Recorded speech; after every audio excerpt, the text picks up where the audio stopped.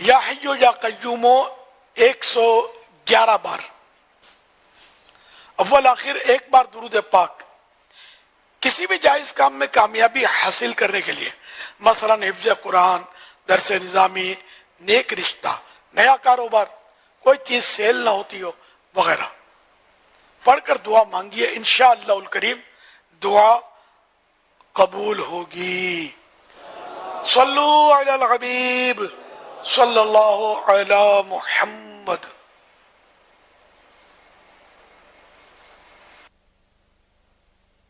حضرت صاحب میں محمد دانش بات کر رہا ہوں۔ میرا سوال آپ سے یہ ہے کہ جو میرے پاس لیبر کام کر رہی ہیں، لیبروں کو زکوٰۃ دینا صحیح ہے یا پہلے اپنے سگے بہن بھائیوں کو دینا صحیح ہے؟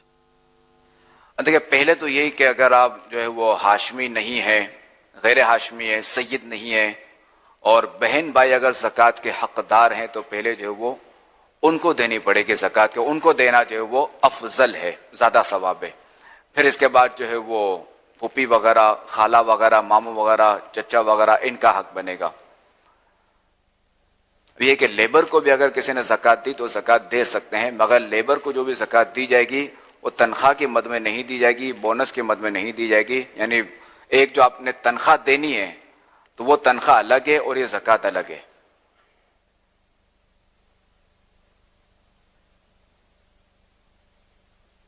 میرا نام محمد نعمان اتاری ہے، میرا تعلق کشمیر سے ہے۔ میرا پیر صاحب کی بارگاہ میں یہ سوال عرض ہے کہ اگر کوئی شخص دروازے کے سامنے نماز پڑھ رہا ہو اور کیا اس دروازے کے سامنے سے گزر سکتے ہیں جبکہ دروازے کے نیچے سے جگہ خالی ہو؟